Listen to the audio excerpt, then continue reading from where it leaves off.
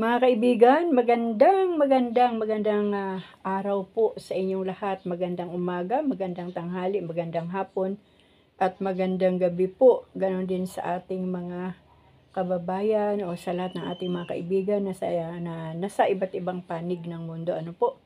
Nasa iba't ibang bansa. Sana ay okay lang sila doon. At sana naman ay okay din tayong lahat na narito sa ating bansang Pilipinas. Ano po? Wala po tayong Bible reading mula kahapon dahil gaya po ng dati. Mula dito sa loob ng bahay namin, sa paligid ay sobrang maingay po. Ganyan po pag araw ng Sabado at Linggo ay talagang may mga family bonding, may kantahan at kung ano-ano po mga ingay. At ngayong araw nga po ay tayo po ay mag-recap muna mga kaibigan. Ano po kasi ang atin pong ginagawang Bible reading, mga kaibigan, ay hindi lamang yung gusto nating matapos na basahin ang Biblia from Genesis to Revelation. Hindi po yun ang isa sa pinaka highlights o highlight na mabasa lang natin ang Biblia, kundi tayo po ay nagbasa ng Biblia dito po sa ating YouTube channel upang mapakinggan po ng mga gustong makinig, upang yung mga kaibigan natin na wala ng panahon para magbasa ay kahit man lang marinig ang Biblia. At sa bawat binabasa po natin na salita ng Diyos, hindi lamang po ito nagbibigay ng karagdagan sa ating kaalaman patungkol sa Panginoon. Hindi lamang ito nagbibigay ng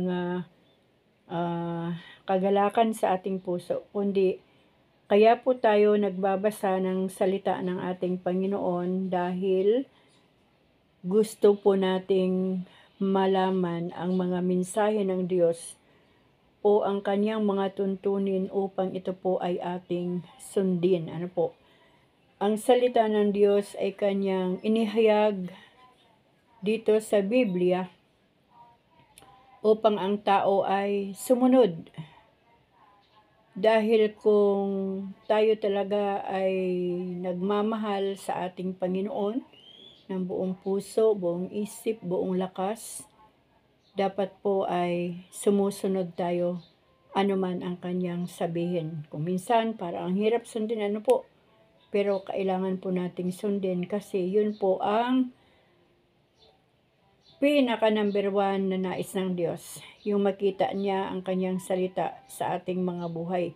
Yung tayo po yung mga doers ng salita ng Panginoon. Hindi lamang po natin babasahin at ating iipunin sa ating isipan yung kaalaman na ating nakita o nakuha sa mga ginawa ng Panginoon, kundi ito po ay dapat nating sundin.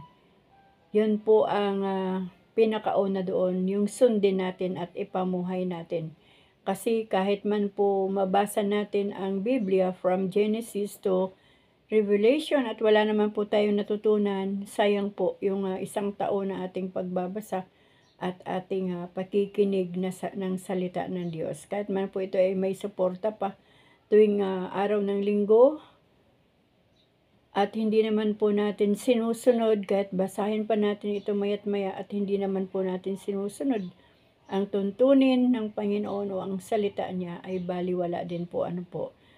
Hindi po natin ito binabasa para husgahan ang ating kapwa, kundi binabasa po natin ang salita ng Diyos upang magamit ang ating buhay para naman sa ating kapwa. Dahil ang pangalawang utos, ang unang utos ay mahalin natin ang Diyos buong puso, buong isip, buong lakas, at mahalin naman natin ang ating kapwa gaya ng ating sarili. So doon sa una, kung mahal natin ang Panginoon, dapat sumunod tayo sa kanyang sinasabi. Kapag sinabi ng Diyos na magpatawad ka, kailangan po talagang magpatawad. Pag sinabi ng Diyos na mahalin mo ang iyong kaaway, ay dapat talaga nating mahalin ang ating kaaway. Pag sinabi ng Diyos, ipanalangin mo yung mga taong gumagawa sa iyo ng hindi mabuti, na sila ay pagpalain. So, yun po ang dapat nating sundin. Hindi po natin kailangang taliwas sa sinasabi ng Diyos ang ating gagawin, at hindi po natin kailangang mag-complain dahil sabi nga po, di ba, mas mainam ang pagsunod kaysa sakripisyo. So, ang number 1 po na layunin ng Diyos kung bakit mayroon siyang salita na iniwan sa mundong ito ay upang sumunod ang tao. Ano po ba ang benepisyo natin? Na nire-remix stories, basa ka ng basa ng Biblia. Ano bang benepisyo dyan sa binabasa mong Biblia? Alam niyo mga kaibigan, sobrang hindi mabilang na benepisyo. Ano po?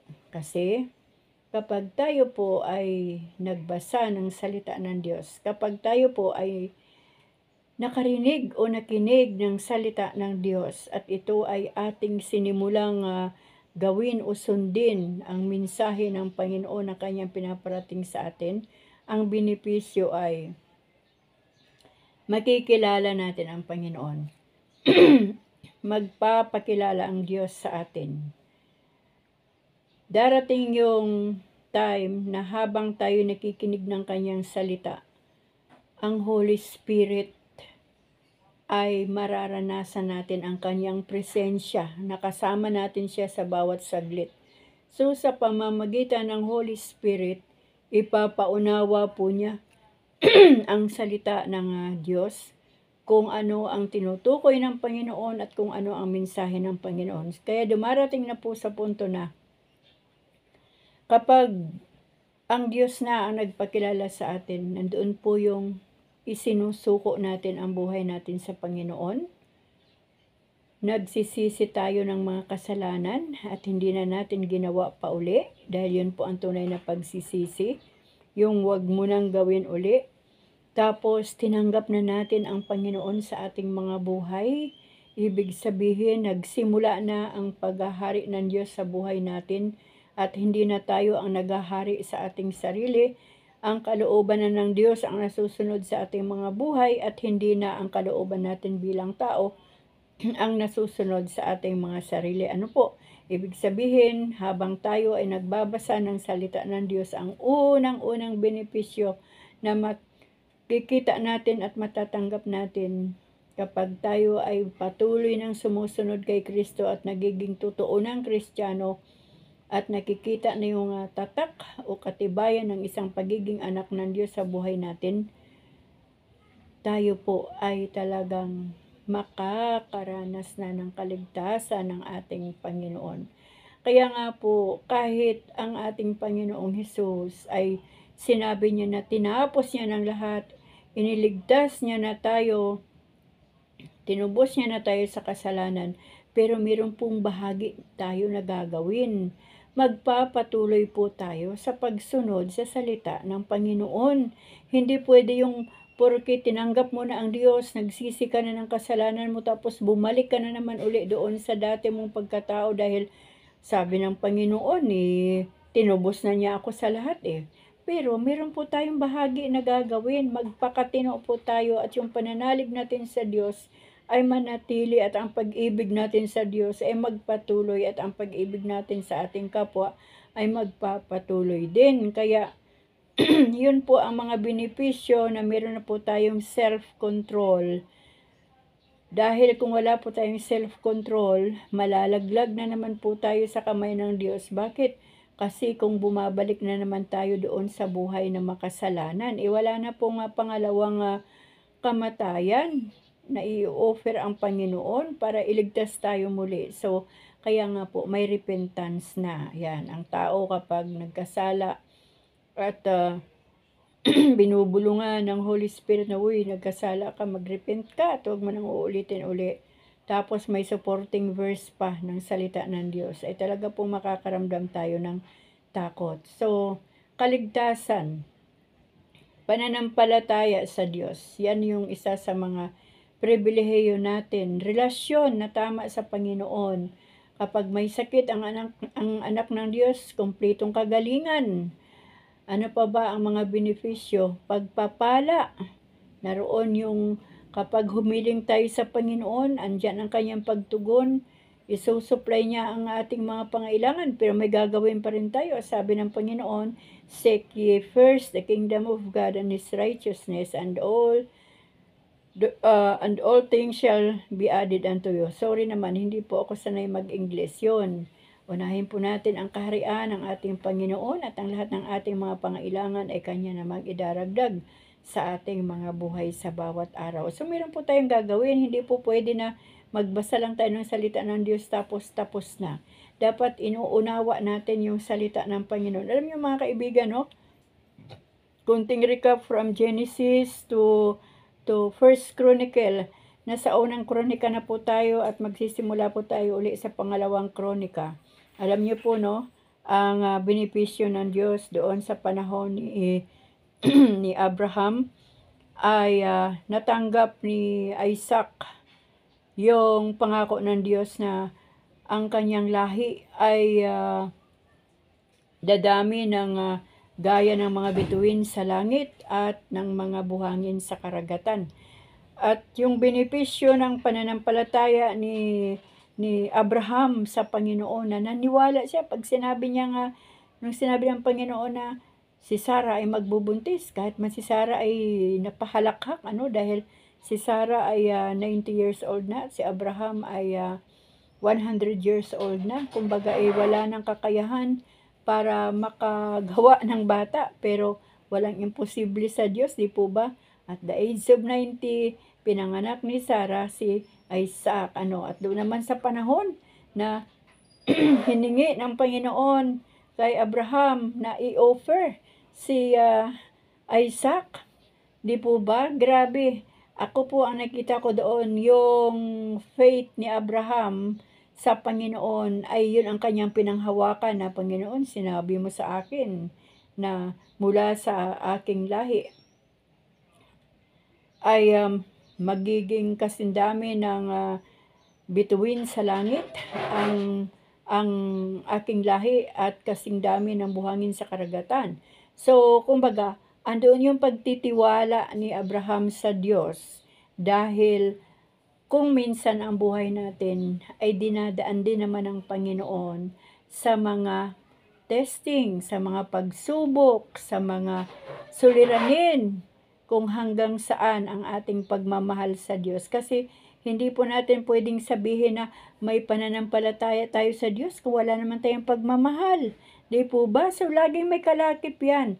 Pananampalataya na may kalakip na pagmamahal natin sa Diyos. Kaya, dumating po yung himala ng Diyos na hindi po si Isaac talaga ang i-offer doon. Kahit may aksyon na po si Abraham na sasaksakin na niya ang kanyang anak, pero yung nasa puso niya, alam ng Diyos yung laman ng puso ni Abraham. Kaya po mayroong sumigaw na anghel, "Ay, stop!" Kumbaga, ako lang po yun nagsasabi na parang, hinto mo, wag mong ituloy yan, Abraham. Yan. So, yun.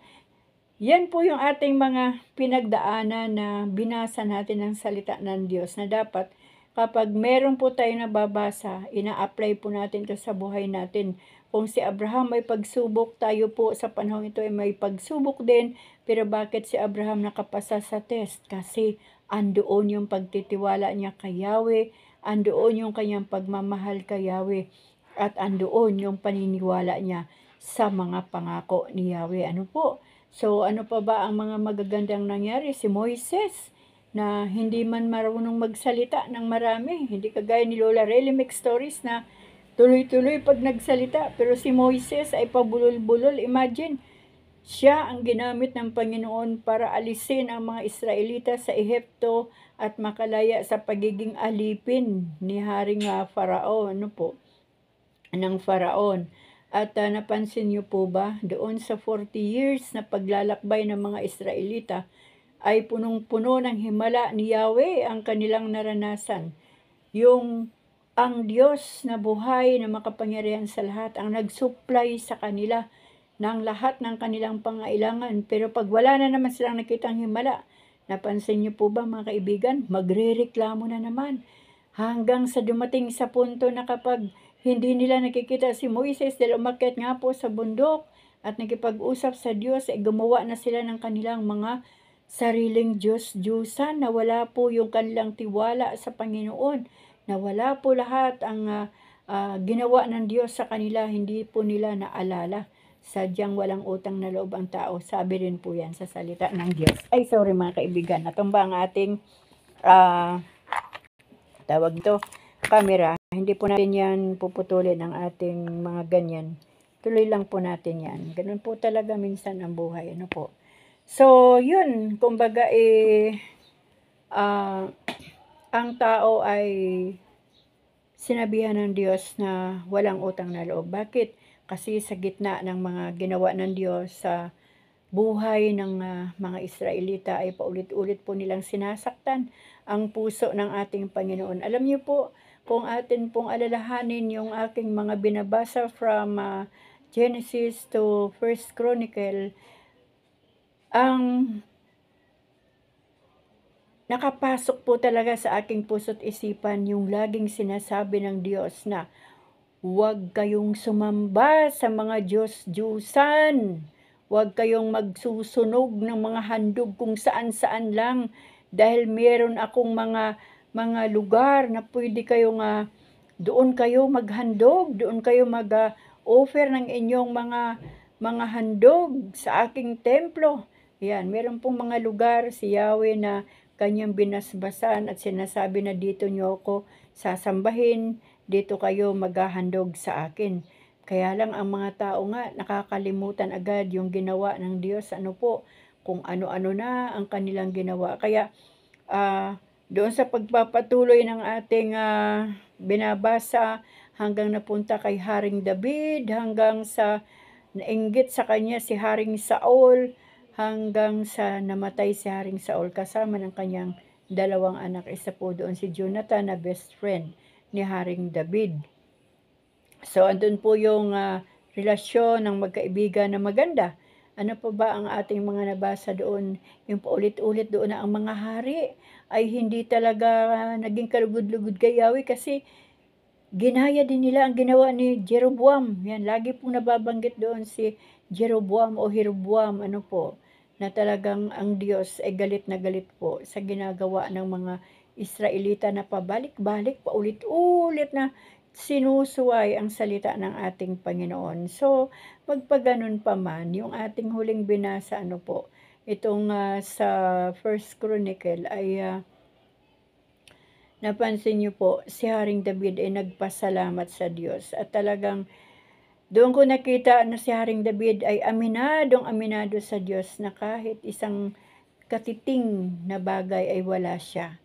Inamin niya sa Panginoon at nagpasalamat siya na ang lahat ng bagay ay pag-aari ng Diyos. So, yun ba yung mga natutunan natin kay Haring David, yung kanyang pagpapakumbaba, yung patuloy na pagsunod niya sa Panginoon, kahit gaano nakatindi ang mga labanan na kanyang dinaanan. At napansin din po natin mga kaibigan, ang dami pong gera, ang daming labanan sa buhay ng mga Israelita.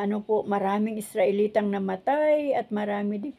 Alam niyo po, sa totoo lang, isang blood lang po yan sila kasi ang anak ni Jacob na 12 ay parang binigyan ng pagkakataon na, kumbaga, okay, merong Muslim, merong Kapampangan, merong Bisaya, yan mga tawagan. Kumbaga, kahit man sa ating lugar ay hindi po nagkakasundo ang mga taga Cavite at mga Ilocano. Yung kumbaga dati may mga fraternity. So doon naman po sa panahon ng mga Israelita nung sila galing sa Ehipto, talagang naglaban-laban po sila. Kumbaga namatay na kasi yung mga ninuno nila, kaya hindi siguro naikwento yung mga ginawa ni Yahweh sa kanilang mga buhay dahil 40 years, walang makatatagal, lahat na Israelita na mula doon sa lugar ng Ehipto ay mabubuhay pa rin hanggang sa kanilang kaapu-apuhan. Kumbaga, hindi lahat. So, siguro ay walang nagkwento, kaya paulit-ulit na sinasabi ni Yahweh sa mga leader ng Israel na kumbaga ulitin sa mga bagong henerasyon ang history ng Israel mula doon sa Faraon, mula doon sa Ehipto. Ano po? Kaya yan mga kaibigan, yan ang kagandahan ng salita ng Diyos kung bakit kailangan nating unawain. Hindi lang natin dapat basahin, dapat nating unawain at tignan talaga natin yung mga salita ng Diyos na kanyang gustong ipatupad sa atin, gusto niyang sundin natin at gustong makita ng Diyos na ito ay makikita sa ating mga buhay. Alam niyo po, sa totoo lang, hindi po ganun ka dali magbasa ng salita ng Diyos. Pero kung wala po yung galak o yung excitement natin, yung ating pagmamahal sa Diyos at pagmamahal natin sa ating kapwa, hindi po tayo magtsatsaga. Bakit naman? Sabi nga ng iba ano naman makukuha nyo dyan sa mga salita-salita ng Diyos na yan? O di po ba?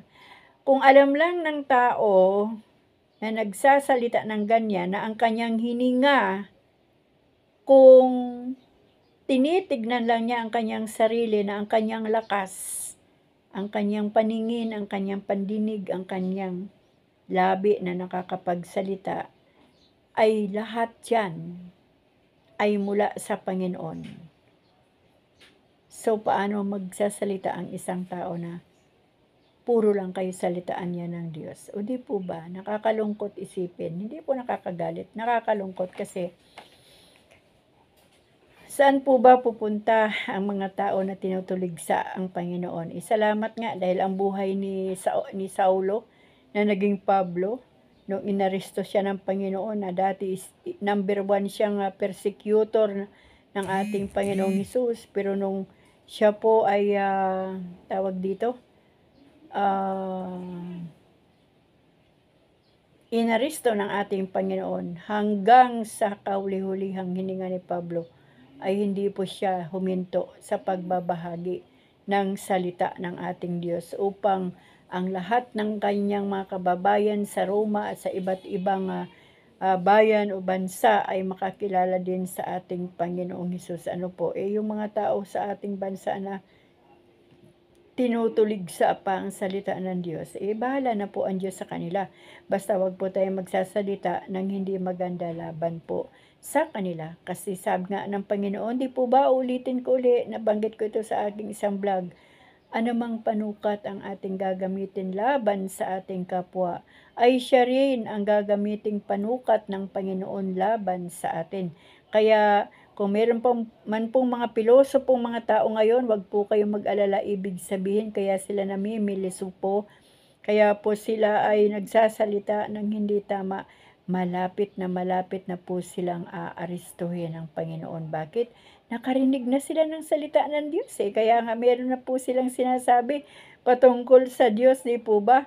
Kasi kung hindi nila narinig ang salita ng Diyos, edi wala po silang sasabihin patungkol sa Panginoon. Ito man ay tama o hindi, ang mahalaga may narinig sila at yung narinig nila, yun ang gagamitin ng Diyos para baguhin, ayusin ang buhay nila. Yan yung mga benepisyo ng Diyos, na ang salita ng Diyos ay pwedeng bumago ng paniniwala ng isang tao. Ang salita ng Diyos ay pwedeng bumago ng puso, pwedeng bumago ng isipan, at pwedeng bumago ng buhay ng isang tao. Kaya mga kaibigan, wag po tayo mag-alala. Tiyaga lang po tayo sa pagbabasa ng salita ng Panginoon dahil patuloy at patuloy pong nagpapakilala ang Diyos sa atin sa pamamagitan ng kanyang salita. Alam niyo po sabi ko nga doon din natin nalaman na si Elias pala ay hindi namatay kundi pinasundo ng Panginoon. Pinasundo ng Panginoon dito sa lupa at dinala na ng Diyos sa kanyang kaharian. So, kung hindi po tayo nagbabasa ng salita ng Panginoon, wala po tayong alam. At kung dumating man ang pagsubok, ay pwedeng magiging lugmok po tayo. Naalala niyo po si Eliseo ba yun? Na yung kunti na lang na langis na naiiwan doon sa babae na merong isang anak, pero anong sabi niya? Pakainin mo muna ako, pagluto mo muna ako ng tinapay. Tapos sumunod, napansin niyo? Sumunod yung babae. Hindi siya nagsalita na Pambihira naman po kayo, ito na nga lang, kakaunti, ito na lang ang pinakalas na lang, napatak, at harina na aming lulutuin, tapos hihingiin mo pa. Pero anong ginawa ng babae? Sumunod sa sinasabi nung lingkod ng Panginoon. Tapos, nung sumunod siya, di po ba ang nangyari ay pinahiram siya ng lingkod ng Diyos, ng mga lalagyan, ng mga langis, at lahat ng kanya mga hiniram na lagayan o sisidla ng mga langis ay pinuno. Bakit? Dahil sa himala ng Panginoon. Bakit? Kasi nakita ng Diyos na ultimong man ang kanyang lingkod ay sumunod na pumunta sa lugar na yon, pati yung babae ay sumunod din sa lingkod ng Diyos. So, gano'n lang po yan. Kapag meron pong sinasabi ang Panginoon ay talagang sundin po natin at isapamuhay natin. Huwag po nating itago yung mga kaalaman na yan, na mga nakikita natin at nalalaman natin sa Biblia, kundi atin pong ibahagi yan upang sa ganon, malaman din po ng iba na hindi pa nakakaalam. Ano po? So, yun lang mga kaibigan ang maganda sa nagbabasa ng salita ng Diyos, kasi natututo po tayo, at saka yung mga matatapang ay bumabait, yung mga madadamot ay nagiging mapagbigay, yung mga nag-iisip lagi ng masama ay nagiging mabuti na ang kanilang kaisipan, yung mga laging galit ay natutong umunawa. Kumbaga, dahil yan sa benepisyo ng salita ng ating Panginoon. Yan po ang ating buhay na habang andito po tayo sa lupa ay nagpapatuloy po tayo sa pakikinig sa sinasabi ng Panginoon. Nagpapatuloy po tayo sa pagbabahagi ng salita ng Diyos. Alam niyo mga kaibigan, ako nga po ay nalulungkot din minsan kasi yung leader ko po sa D-group ay sabi niya hindi pa raw pala siya pwedeng magturo sa D-group. Kumbaga, sa mga wala pa siyang license to teach o manguna ng isang grupo, ano po. Kaya na tigil po yung aming D-group kasi sabi niya may aayusin pa daw sa kanyang paglilingkod sa church. At syempre, yan po ay patakaran na po ng tao yan. Syempre, kailangan pong magpasakop sa mga pinuno ng church. Ano po. Kaya dito po sa amin ay wala rin po kaming kapatiran o kasamahan sa church na amin pong pinupuntahan para sumamba sa Panginoon. Kaya talagang solo flight. Kumbaga ang Holy Spirit, ang ating Panginoong Hesus, at ang gabay ng ating Diyos, ang ating Diyos Ama na nasa langit, at lahat po ng ating ginagawa ay sa pangalan ng ating Panginoong Hesus. At salamat nga po kasi kahit wala po tayong mga kasamahan ngayon na kagaya ng dati na nakakausap, nagsisharing, nagpapalitan ng mga testimonies, kumbaga ang kalakasang spiritual ay patuloy ko pa rin pong nararanasan. Kasi napansin nyo ba o naalala nyo ba nung panahon ng pandemic, talagang hindi pwedeng lumapit ang isa't isa o sa bawat isa. Talagang tinest po tayo ng Panginoon sa panahon na iyon, na sa gitna ng nakakatakot na sitwasyon ay wala pa tayong makausap na mga kapatid kay Kristo. Kahit man sa video call ay parang hirap na hirap ang tao na abutin ang kanilang mga kapwa. Ano po. At yan po yung mga testing ni Lord na after pandemic, nasaan na tayo. Andito pa rin po tayo at salamat sa Panginoon. Dahil kahit panahon ng pandemic, hindi po tayo iniwan ng Panginoon. Bakit? Kasi meron tayong Biblia na ating binabasa, at sa bawat araw ay nagpapahayag ang Panginoon sa pamagitan ng kanyang salita. Wala man po tayo mga ka-intercessor na kasama araw-araw. Salamat sa Diyos. Andito ang kanyang Holy Spirit na nagtuturo sa atin ng bagong panalangin, at ang presensya ng Diyos ay patuloy nating nararanasan. Doon sa panahon na nagka-COVID na lahat, kami man po ay 2 bisis nagka-COVID, mula doon sa COVID-19 hanggang yung Omicron na naman na sinasabi na panibagong virus ay naranasan po namin yan. Talagang hanggang ngayon po ay hindi bumalik yung ating matino na pangamoy. At yung mga panglasa na yan ay kumbaga ang naibalik lang ay mga 85% at hindi talaga 100%. Pero salamat sa Diyos. Bakit? Kasi wala pong isa mang buhay na nasalanta sa aking pamilya.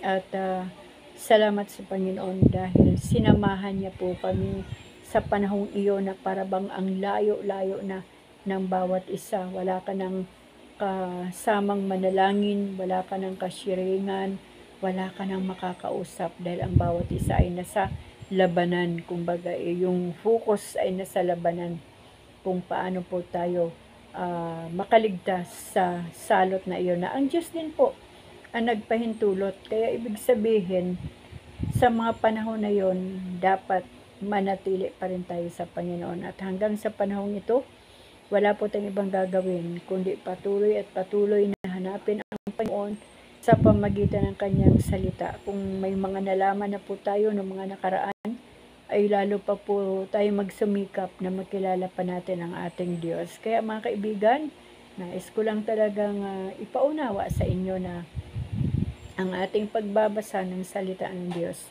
ay hindi para lang matapos ang Biblia ngayong taon ng 2024, kundi nagsasabi dyan ang Panginoon, inuutos ng Diyos na sundin natin ang kanyang tuntunin.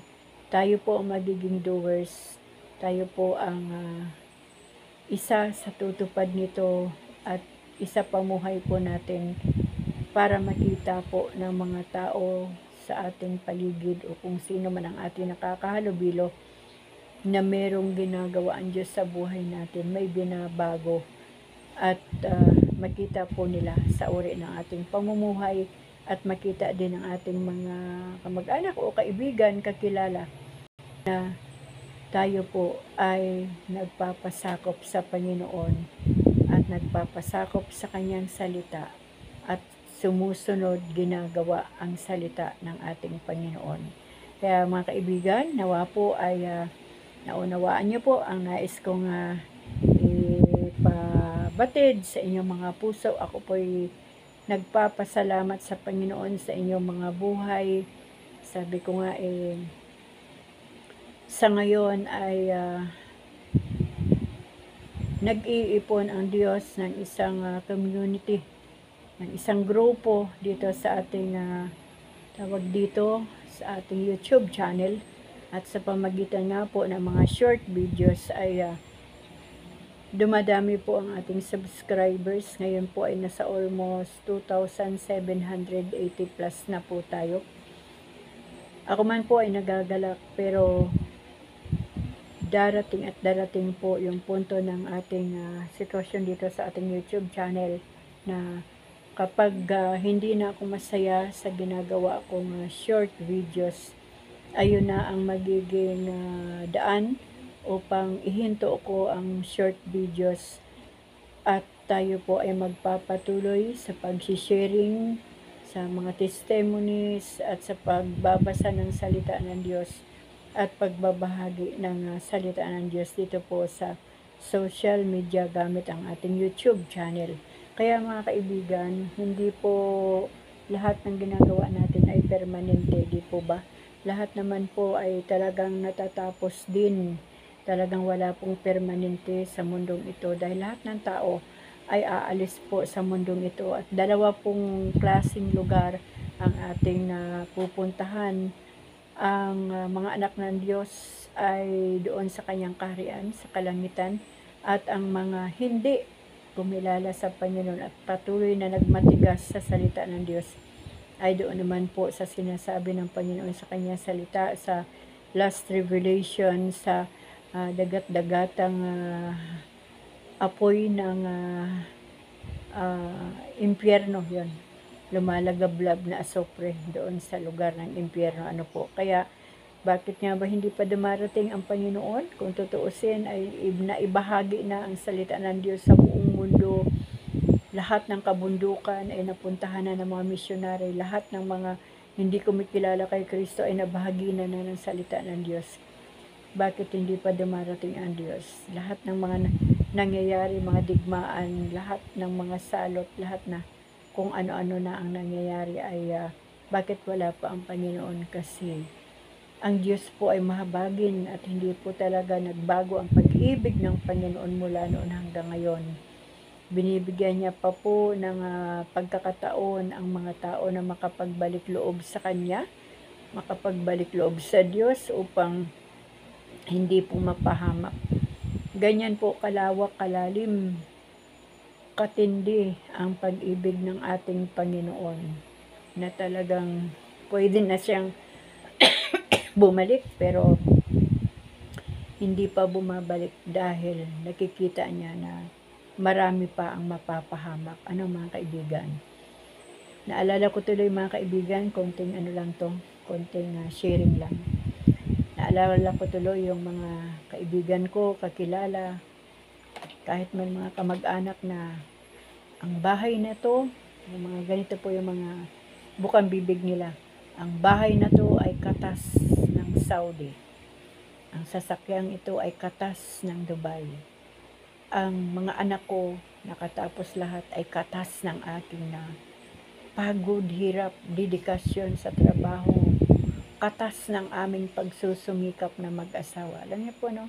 Nakakalungkot isipin, katas nila, pero hindi lang nasabi na lahat ng bagay na ito ay natanggap namin at nangyari dahil sa habag, sa tulong, sa biyaya, sa awa at pag-ibig ng ating Panginoon.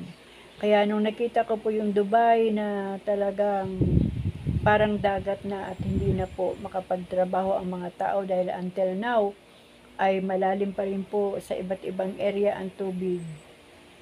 Yung mga pamilya na umaasa na sa sahod ang kanilang mga mahal sa buhay na nasa Dubai, paano po kaya? Di po ba? Lahat po ng meron tayo mga kaibigan, may gustong ipaunawa ang Diyos sa buhay ng bawat isa. Na lahat po na kung ano man ang meron tayo ay katas ng pag-ibig ng Diyos.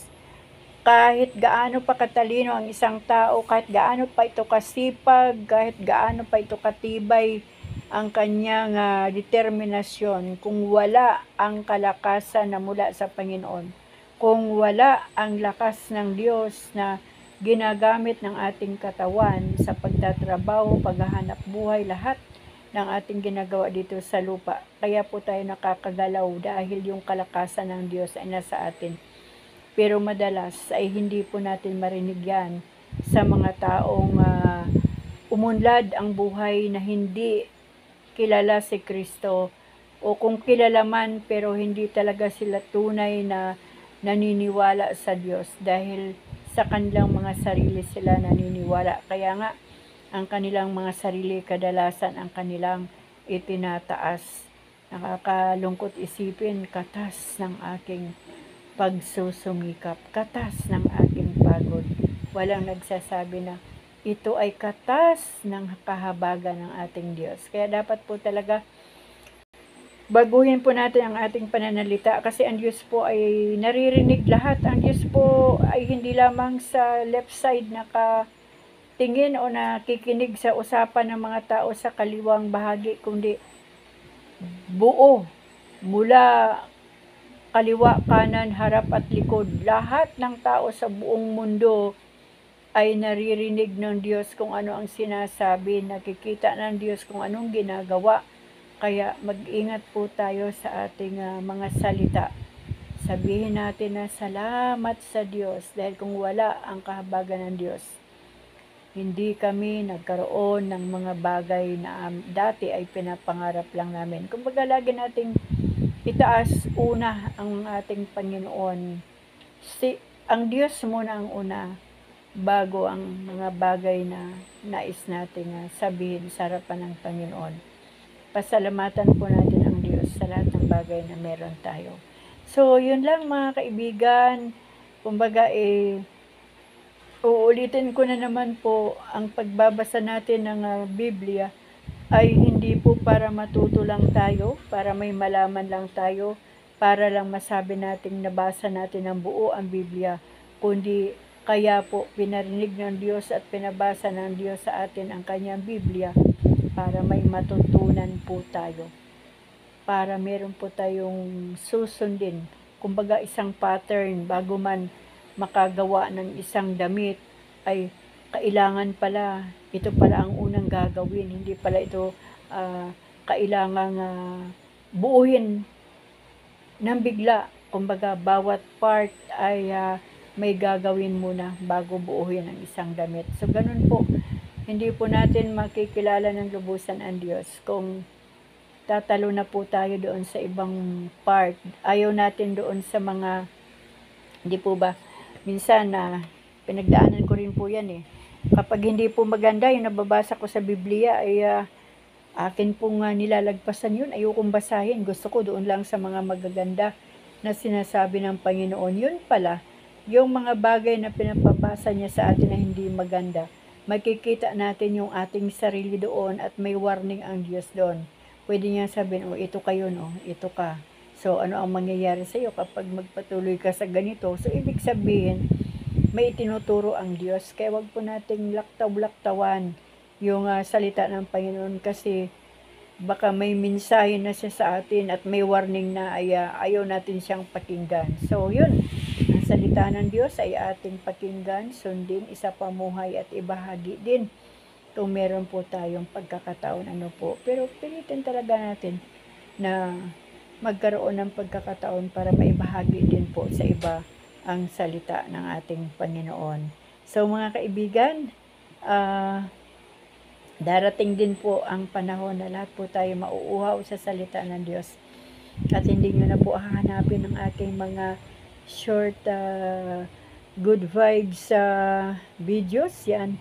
Dahil lahat po tayo ay magagalak na sa salita ng ating Panginoon. Kakauhawan na natin ang salita ng Diyos na pagising natin sa umaga ay yung salita na ng Diyos ang ating kakauhawan at ito na magbibigay sa atin ng tunay na kagalakan at kapayapaan ng ating mga buhay. Yan, be ready lang po tayo anytime. May pwede pong dumating ang Panginoon kaya focus na po tayo sa ating mga sarili, focus na tayo sa ating family.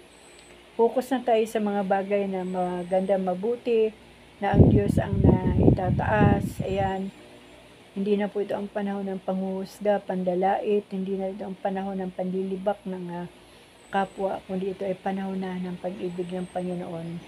Iparamdam na natin sa lahat na hanggat kung sino ang aabutin ng pag-ibig ng Diyos sa pamagitan ng ating buhay, ay ipadama na po natin. Upang sa ganon, anytime man po na dumating ang Panginoon, anytime man umalis ang tao sa mundo, ay talagang nakatitiyak na po tayo at nakakasigurado na po tayo sa ating kaligtasan. At mga kaibigan, bago ko tapusin ang ating usapang ito, ang mabuting gawa ay hindi po yan ang daan para po maligtas ang buhay natin, kundi ang mabuting gawa ay bunga na lang po yan ng ating pananalig at pananampalataya sa ating Panginoon. Makakagawa po tayo ng tamang gawa at mabuting gawa kapag nasa atin na po ang pag-ibig ng ating Diyos at ginagamit na po natin ito sa buhay natin at sa bawat araw. Laging may kalakip na pag-ibig ng Diyos ang ginagawa ng ating buhay. Kaya mga kaibigan, muli, maraming salamat po sa inyong lahat. Excited po ako kasi nasa 2 Chronicle na po tayo. Kaya nawa po ay antabayanan nyo pa rin po ang aking pagbabasa ng salita ng ating Panginoon. Pagpalain po tayong lahat ng ating Diyos. Ingatan at patuloy na gabayan, patuloy na palakasin ang ating buhay spiritual. In Jesus' name, Amen.